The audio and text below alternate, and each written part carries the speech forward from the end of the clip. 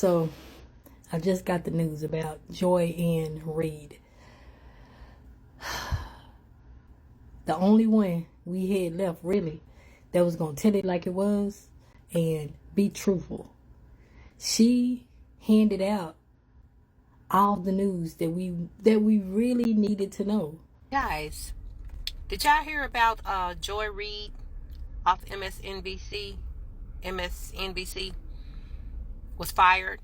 Joy Reid show, the readout. The article I saw said ratings plummeted. That's nothing new for MSNBC. That's nothing new at all. All their ratings have plummeted. Morning Joe, that show ratings went down what, 50% drop in their ratings. They didn't fire Joe and Mika. What's the problem? I mean, their top show, which was Morning Joe, their ratings are horrific and they're still on the air. What's the difference between their ratings and Joy Reid? I can tell you what the difference of the dialogue on Joy Reid and Morning Joe. Joy Reid hasn't bent the knee. She's not kissing Donald Trump's ass. You know I'm fucking mad. I'm over here in my little fucking weekend unplugged from the fucking news cycle bullshit. And I log on to fucking Blue Sky to see that none other than Joy Reid and Alex Wagner both had their fucking shows on MSNBC canceled. Excuse me? You mean to tell me that you fucking canceled the 1 hour anybody should actually be watching on that channel in the fucking programming that Joy Reid puts out, but Joe and Mika are still fucking employed? So the meltdown from Joy Reid being fired, it continues to grow on social media, and a lot of her fans, mostly liberal black and liberal white women, and some very vaginal males, some very low testosterone males, it's quite laughable. These people believe that Joy Reid was literally the best thing since sliced bread in media, and that she was this awesome all-star journalist when no, she was not a journalist. She was a propagandist, and she was a hypocrite. And I'm going to show you some clips that you can say, wow, I forgot about that, but yeah, I remember that. So without further ado, let's get into it. And one more thing. I don't care what nobody says. Joy Reid looks like a doggone chicken hawk. If you don't know what a chicken hawk is, there you go. They look the same. For some strange reason, that's the animal she resembles the most. Why did they have to have a stimmy? I mean, we have to keep going back to it because I do hear this a lot, particularly among this attempt to sort of pretend you're going to get black voters, is they run the stimmy game. But you have to ask the question Plies asked. We don't have Ari on the stage, so I'm going to play the part of Ari. Let's ask the question that hip-hop artist Plies asked. Why did you have to have a stimmy, man? Because you messed up the pandemic so badly that the economy crashed. It cratered. It went into negative GDP. People were literally unable to work. So glad she brought this up. So during the pandemic, we do know that it was a once in a generation situation. Where the virus came from, all that's up for debate. But we people that have our thinking caps on, we know that it was created in a laboratory. That was a man-made virus. But that's another conversation for another day. Joy Reid says we had to have a stimulus because Trump mismanaged the pandemic. Regardless of how the pandemic came into America, it came. And guess who was shutting down people's jobs? Democrats. Guess how different the country was when you compare red states to blue states. People were going to Florida. They were coming down to Georgia. They were coming down to Texas because those governors were like, look, we can't just crash our economy. And yes, we had a lot of deaths, but the majority of the people that died, overwhelmingly, like 94%, according to the CDC, had pre-existing conditions, like diabetes, hypertension. Some people already had cancer. Some people had respiratory illnesses, etc., etc. And this is not even up for debate. This is all factual. You can look it up for yourself. And it was the Democrat Party who was supporting mandatory jabs to keep your job. If you did not take this shot, you can lose your job. You know what I'm saying? And that was under Joe Biden when we saw people really starting to lose their jobs. People even being kicked out of the military. Trump never supported that. Let's start with a regular contributor to Lefties Losing It, MSNBC's Joy Reid, who seems to think America's illegal immigration crisis can't be real if people are still having babies. The United States has a population of north of 327 million people. Why do we need more kids? If more people come into the southern border, this is some sort of crisis because we've got too many people and we've got no more space and we can't afford more people. But now you're saying we need more kids? Can you explain who's the we and what's the purpose? We, the American people, need to be having more kids, Joy Reid. If it wasn't for immigration, America would actually be a declining populace. You understand? According to the world of demographics, each woman must have 2.1 children in order for a population to even replace itself. And for a population to grow, it needs to be around 3 children, 3.1 or something crazy like that. But the bottom line is she's complaining about people complaining about we don't have enough kids, and then she's talking about immigration. What's wrong with the immigrants coming over here? Well, why not encourage Americans to actually have children, legal American citizens who are already here, that we won't have to import people from the third world who don't speak our language most of the time and don't share our values and are not part of our culture. Let's just say you use some colorful language. Who doesn't? Not me. I'm a Christian. But, yeah, but it seems like you were criticizing President Biden for starting another war. I don't think you're alone in concerns of that, but is that true? Like, what was behind this?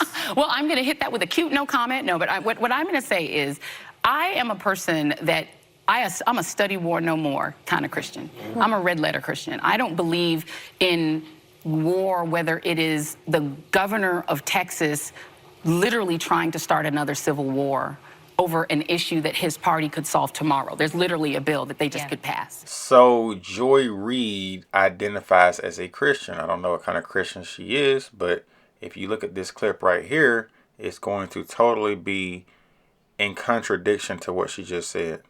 Why should 13 people get to decide what books tens of thousands of children get to read? Well, I'm thinking it's probably because those 13 people saw what some of the content was in the books. I mean, explicit, graphic, sexual content. And I'm happy to talk about some of that content if you'd like to. Genderqueer, a memoir. All Boys Aren't Blue.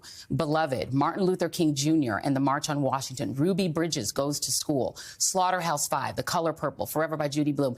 I could go on. These are books that are not only popular, in some cases are classics. Toni Morrison's The Bluest Eye. I'm going to just hold it up so our audience can see what it looks like. This is the one for All Boys Aren't Blue, which is one of the books Moms for Liberty has pushed. Everyone should go and see the content in this book. That's such a good idea. And so what happens is you can do keyword searches and find certain keywords. Like rape? You can find sure. Or anal rape or dildo. You can find all sorts of types keywords. of words. But like, wait, hold on, wait. Let me finish my question. Then you can answer. Sure. I'm going to give you time to answer, but I got to ask you first. No, yeah, I got the question. And so what you find is the keywords that you find, the N-word, anything, words like you just used, then you'll get out of context passages from the book.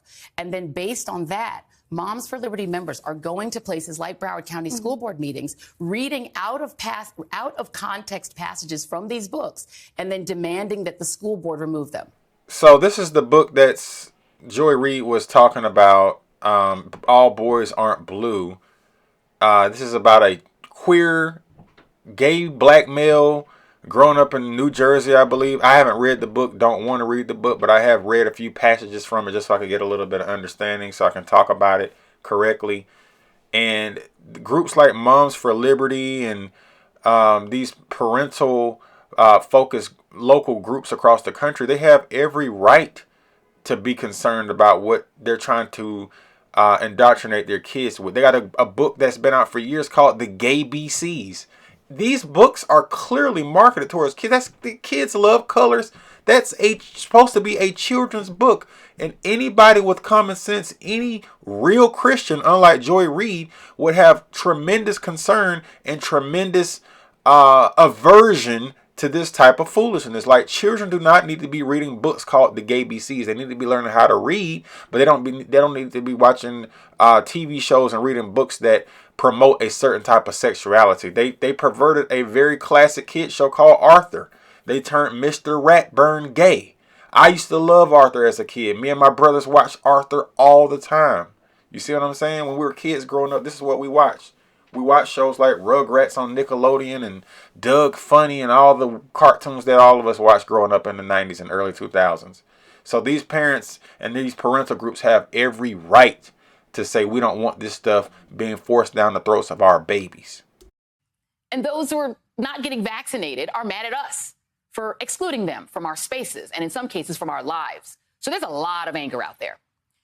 What disturbs me are those who care nothing about Black communities and who are actually hostile to our interests. I'm talking white nationalist, curious Twitter bugs and chatterbugs like Tuckums and Marjorie Greene and Candace Owens, who leapt out to try to scoop up Nikki and put her on their team, using her vaccine misinformation to try to back up their own phony campaigns, pushing their base to reject the vaccines, while they're probably fully vaccinated themselves.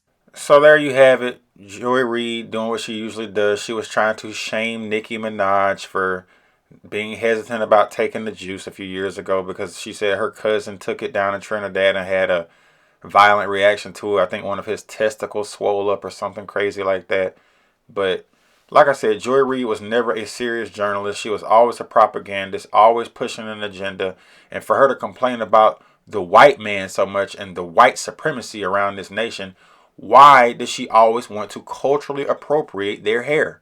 Why do you see this woman constantly wearing blonde wigs? And when she cut the blonde wig off, or when she stopped wearing the blonde wigs, she started wearing the low fade or whatever.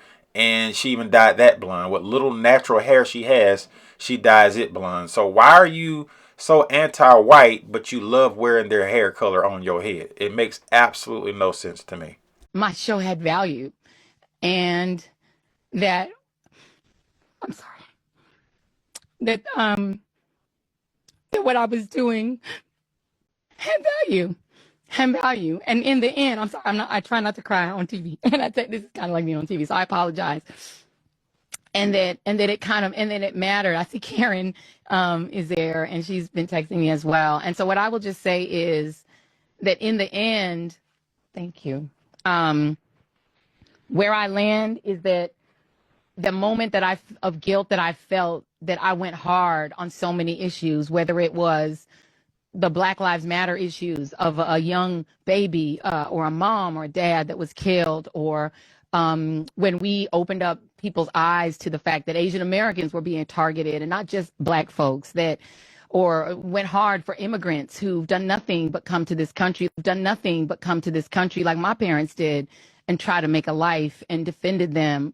Or whether we've talked about what the president is doing that is subversive to the Constitution, that is injurious to our liberty, defending books that people find inconvenient, that Nicole Hannah-Jones put into our spirit, that we need to understand 1619 as the real founding of this country, whether it's talking about any of these issues, and yes, whether it's talking about Gaza and the fact that we as the American people have a right to object, to little babies being bombed. And where I come down on that is I'm not sorry.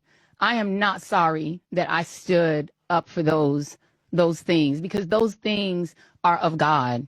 Whatever you want to tell yourself, Joy Reid, that's the end of the video for today. I just wanted to touch on this firing and the people melting down and Joy Reid melting down. And I just wanted to give you guys a reminder of who she really is.